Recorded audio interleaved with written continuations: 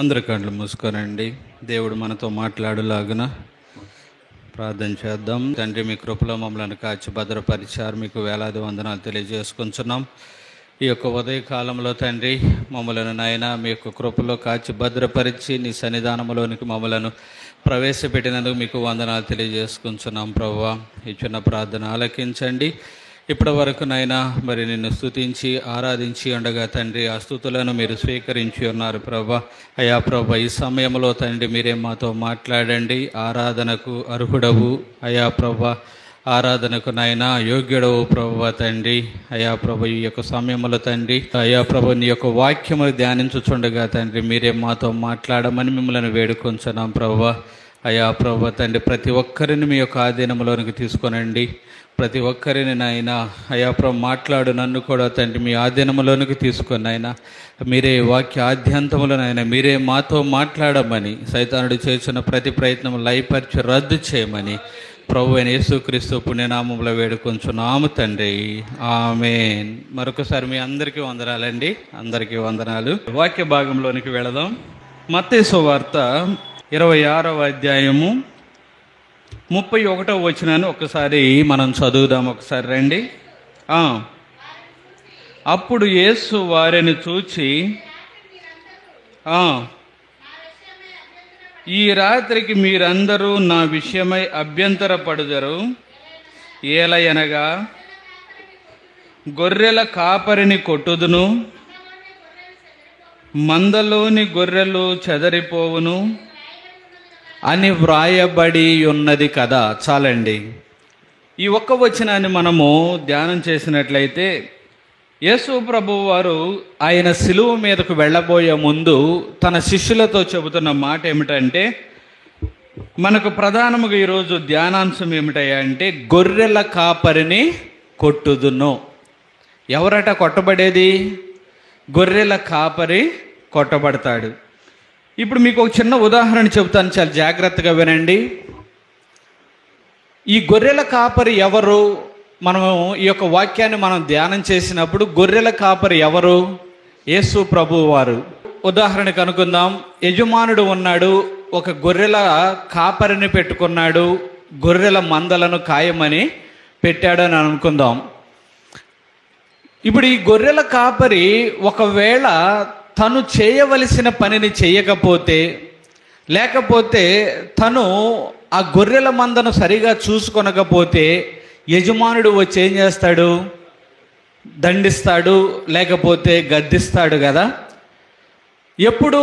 గొర్రెల కాపరి సరిగా ఉండనప్పుడు. కానీ ఈ గొర్రెల కాపరి సరిగా ఉండనివాడు కాదు, లేకపోతే ఈయన న్యాయము తప్పినవాడు కాదు, తన గొర్రెలను చాలా చక్కగా ప్రేమించేవాడై ఉన్నాడు. యోహాను సువార్తలో 10వ అధ్యాయం 11వ వచనంలో అంటాడు, చదవద్దు కానీ, నేను గొర్రెలకు మంచి కాపరిని, నేను వాటి కొరకు ప్రాణము పెట్టేదను అనే మాట అంటాడు. ఈయన ఇంత మంచి కాపరి అయినప్పుడు తన గొర్రెలను ఆయన చక్కగా కాచువాడు, మేపువాడు, వాటిని బలపరచువాడు అయినప్పుడు మరి ఎందుకు ఆ గొర్రెల కాపరిని కొట్టవలసి వస్తుంది? ఎందుకు ఆ గొర్రెల కాపరిని కొట్టేదను అని ప్రవచనములు ఉన్నాయి అంటే, ఎందుకు ఆ కాపరి కొట్టబడుతున్నాడంటే తను చేసిన నేరము కొరకు కాదు, కానీ గొర్రెలు దారి తప్పడము వలన, దారి తప్పి అన్యుల చేతికి చిక్కడము వలన, లేకపోతే సాతాను చేతికి చిక్కడము వలన వాటిని విడిపించటానికి ఇప్పుడు ఆ యొక్క అతిక్రమములను ఎవరి మీద వేసుకుంటున్నాడు? ఆ గొర్రెల కాపరి మీద వేసుకుంటున్నాడు. హల్లెలూయా. నిజానికి ఆయన ఏ నేరము చేసిన వాడు కాదు, ఏ పాపము చేసిన వాడు కాదు, ఏ తప్పు చేసిన వాడు కాదు. కానీ ఎప్పుడైతే ఈ గొర్రెలు దారి తప్పి సరి అయిన మార్గములో నడవనప్పుడు, అతడు అవి చిక్కుబడినప్పుడు వాటిని విడిపించటానికి ఆ గొర్రెల కాపరే ఆ అతిక్రమములను ఆయన మీద వేసుకుంటున్నాడు. మరి ఇంకా చాలా జాగ్రత్తగా ఒక ఉదాహరణ చెబుతాను చూడండి. ఒక గొర్రెల కాపరి తను ఒక సరిహద్దులు నిర్ణయించి తన గొర్రెలకు ఏమని చెబుతాడు? ఈ యొక్క సరిహద్దులను గాని ఈ యొక్క మరి హద్దులు గాని మీరు దాటవద్దు అని చెప్పినప్పుడు వాటిలో కొన్ని గొర్రెలు లేకపోతే చిన్న గొర్రెలు ఎగురుకుంటూ ఎగురుకుంటూ ఎగురుకుంటూ ముండ్ల కంపలోనికి వెళ్ళాయి అనుకోండి. ఇప్పుడు ఎవరు గాయపరచబడాలి? ఎవరు గాయపరచబడి ఆ గొర్రెలను వెనక్కు తీయాలి? గొర్రెల కాపరే. ఒకవేళ ఏదైనా పక్క పొలంలోనికో వెళ్ళి మేత మేస్తూ ఉన్నప్పుడు ఆ యొక్క యజమానుడి చేతికి చిక్కినప్పుడు అతడు ఇతనికి మరి ఏమాత్రం కనికరము లేని విరోధి అయినప్పుడు ఇప్పుడు ఎవరు వెల చెల్లించాలి? ఈ గొర్రెల కాపరే వెల చెల్లించాలి. మన యేసయ్య కూడా అదే విధముగా గొర్రెలకు మంచి కాపరి అయినప్పటికీ కూడా మనము చేసిన అతిక్రమముల ద్వారా ఆయన కొట్టబడ్డాడు. హల్లెలూయా, ఆయన కొట్టబడ్డాడు. అందుకనే యెషయా గ్రంథము 53వ అధ్యాయము 10వ వచనం ఒకసారి చూద్దాం రండి. యెహోవాకు ఇష్టమాయెను, అతనికి వ్యాధి కలుగజేసెను,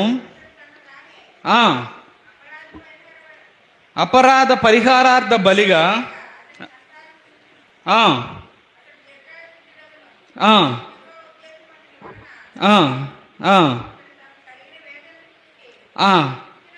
అతడు తనకు కలిగిన వేదనను చూచి తృప్తి నందును. ఈ 9వ వచనంలో కూడా ఆఖరి లైన్లో ఏమనుందంటే అతని నోట ఏ కపటమును లేదు. పైన కూడా అంటాడు నిశ్చయముగా అతడు అన్యాయమేమీయు చేయలేదు, అన్యాయమేమీ చేయలేదు, కపటము లేదు. అయినా కానీ యెహోవాకట అతనిని నలుగగొట్టుటకు ఇష్టమాయను.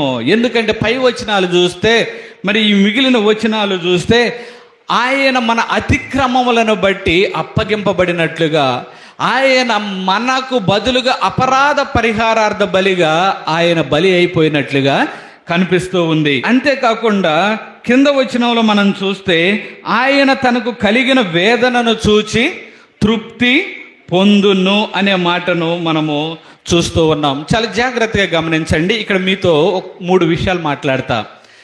3 విషయాల్లో గుర్తుపెట్టుకోండి. మొదటి పాయింట్ ఏమిటంటే ఆయనను నలగగొట్టడానికి ఎవరికి ఇష్టమయ్యింది?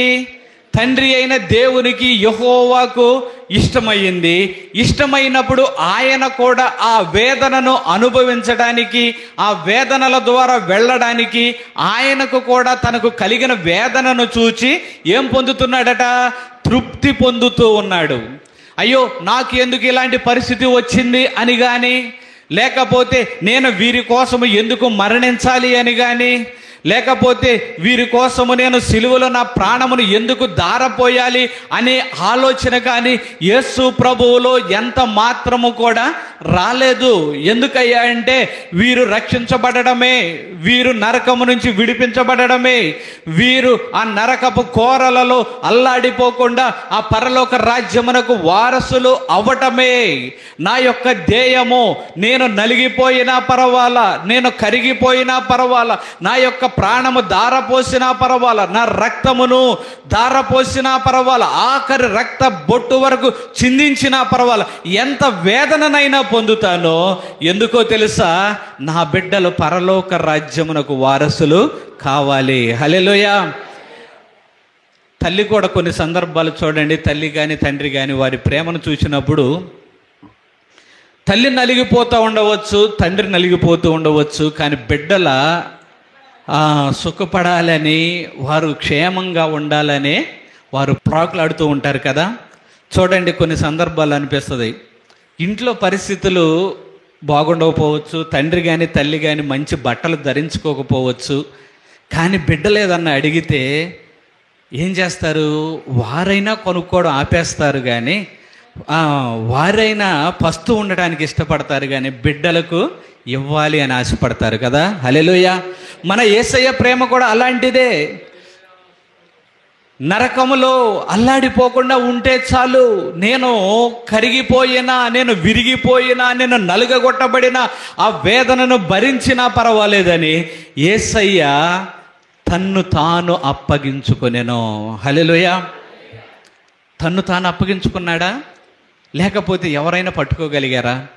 తన్ను తానే అప్పగించుకున్నాడు. ఒక ఉదాహరణ చూద్దాం రండి. యోహాను సువార్త 18వ అధ్యాయము 6వ వచనంలో ఒక మాట ఉంటుంది, చూద్దాం రండి.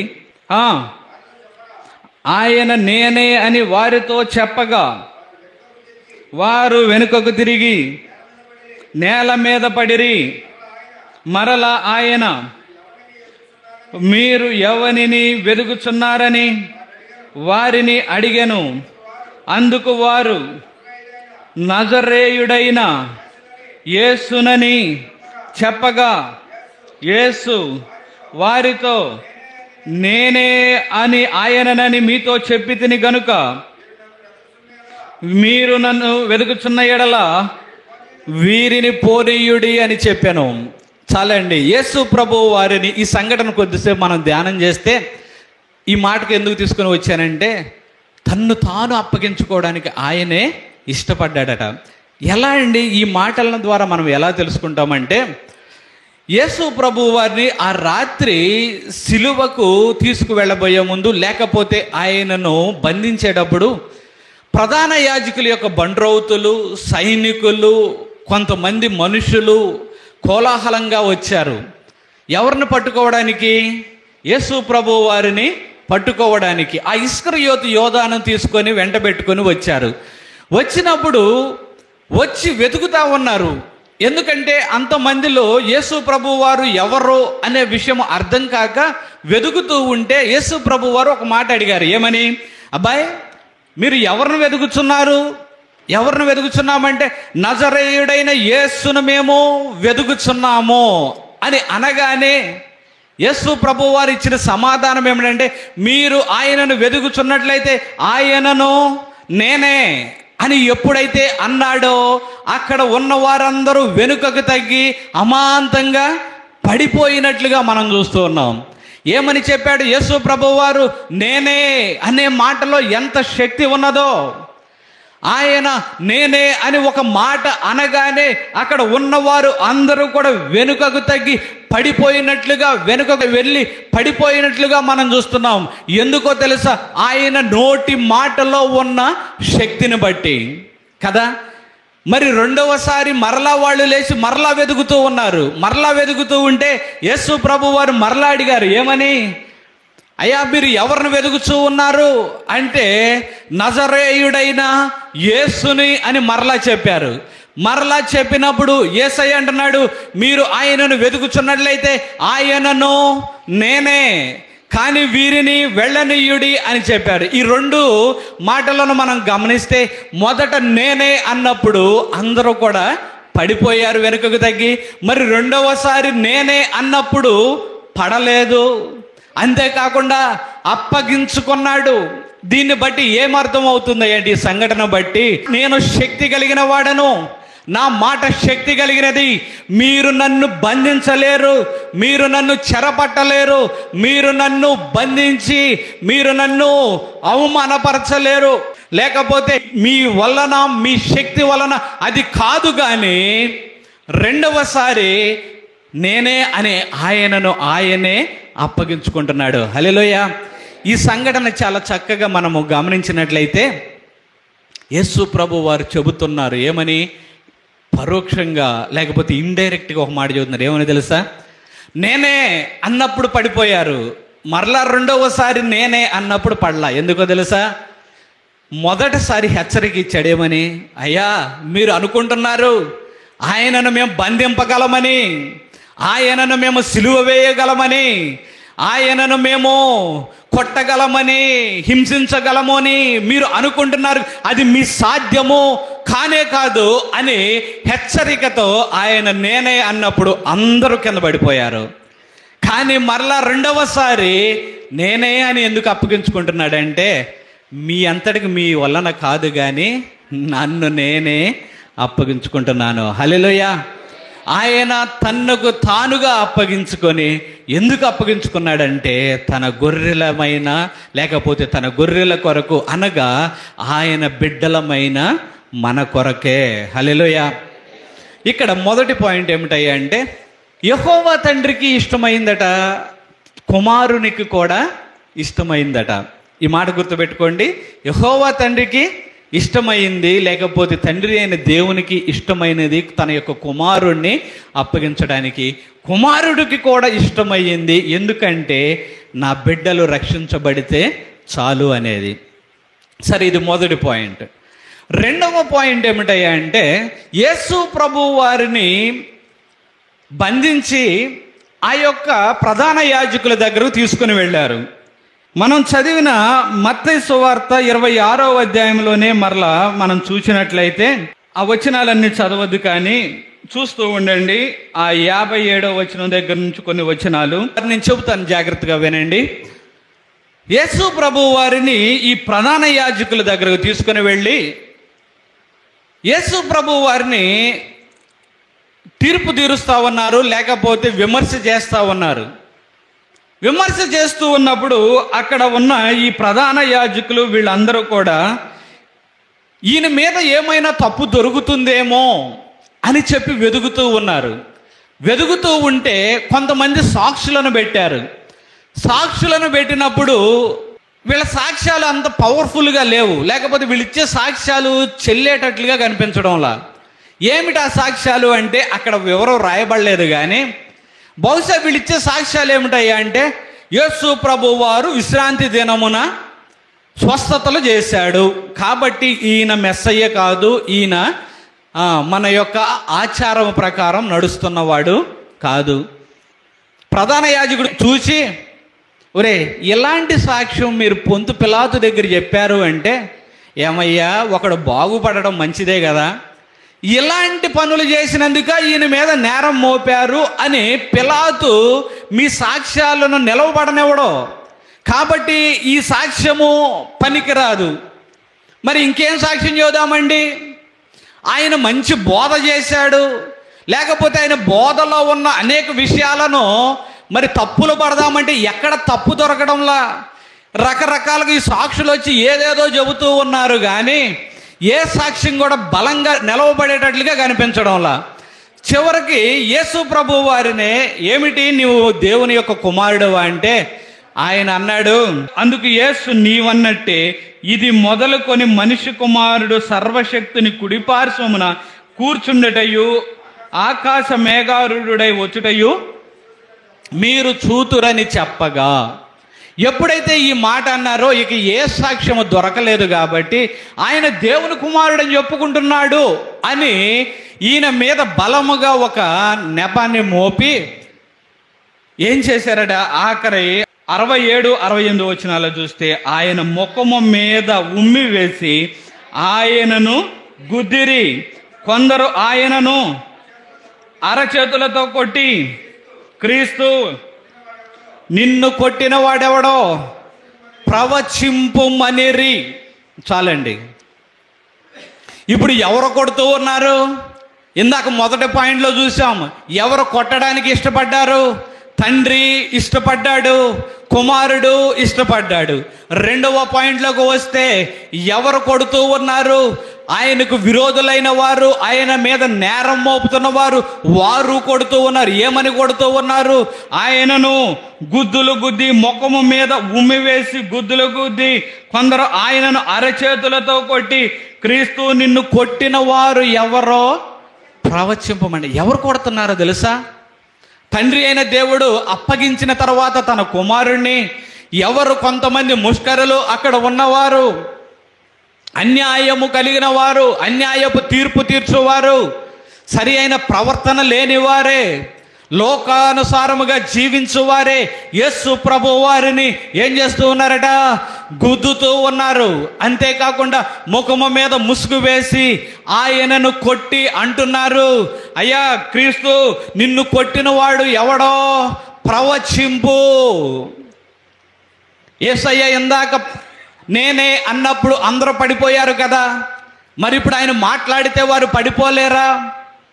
పేతురుతో అంటాడు, నేను నా తండ్రికి మొర పెడితే 12 సేనా వ్యూహములను ఆయన పంపించడా అనే మాట అంటాడు. అయినా కానీ యేసుక్రీస్తు వారట ఈ యొక్క మనుష్యులు కొడుతూ ఉన్నప్పుడు, ఆయనకు విరోధులైన వారు అన్యాయపు తీర్పు తీర్చి కొడుతూ ఉన్నప్పుడు ఆయన మౌని అయిపోయాడు. ఏమైపోయాడు? మౌని అయిపోయాడు. ఈ 2 పాయింట్లు చాలా జాగ్రత్త గుర్తుపెట్టుకోండి. 3వ పాయింట్ చెబుతాను మీకు. తండ్రి కొట్టినప్పుడు మౌనంగానే ఉన్నాడు, ఇష్టంగానే భరించాడు. ఈ యొక్క ప్రధాన యాజకుల యొక్క బంట్రౌతులు అక్కడ ఉన్నవారు ఆయనను కొడుతూ ఉన్నప్పుడు ఏమైనా నోరు తెరిచి మాట్లాడా? మాట్లాడాల. మౌనముగానే ఉంటున్నాడు, మౌనముగానే వాటిని అన్నిటినీ భరించాడు. 27వ అధ్యాయంలో 29వ వచనం ఒకసారి చూద్దాం రండి. ముండ్ల కిరీటమును అల్లి ఆయన తలకు పెట్టి ఒక రెల్లు ఆయన కుడి చేతిలో నుంచి ఆయన ఎదుట మోకాళ్ళలోని, యూదుల రాజా నీకు శుభమని ఆయనను అపహసించి ఆయన మీద ఉమ్మివేసి ఆ రెల్లును తీసుకొని ఆయనను దానితో తల మీద కొట్టిరి. ఇవన్నీ చూడండి. ఇందాక చూస్తే ప్రధాన యాజకుల యొక్క బండ్రౌతులు అక్కడ ఉన్నవారు యేసు ప్రభు వారిని ముసుగు వేసి గుద్ది, ముసుగు వేసి కొట్టి, అరచేతులతో కొట్టి అంటున్నారు, క్రీస్తు నిన్ను కొట్టిన వాడు ఎవడో ప్రవచింపు అన్నప్పుడు కూడా ఆయన నోరు తెరవకుండా మౌనముగా ఉన్నాడు. ఇక్కడ చూస్తే పిలాతు దగ్గరికి వచ్చిన తర్వాత, ఆ తీర్పు జరిగిన తర్వాత యేసు ప్రభు వారిని సైనికుల చేతికి అప్పగించిన తర్వాత సైనికులు కూడా ఆయన చేతిలో ఒక రెల్లు పెట్టి తల మీద ఏం పెట్టారట? ముండ్ల కిరీటమును పెట్టి ఆయనను అపహసించి ఆయనను కొడుతూ ఉన్నారు. ఆయన శిరస్సు మీద కొడుతూ ఉన్నారు. ఆయనను నీకు శుభమని అపహసించి ఉమ్ము వేసి ఆ రెల్లును తీసుకొని దానితో ఆయన తల మీద కొట్టిరి.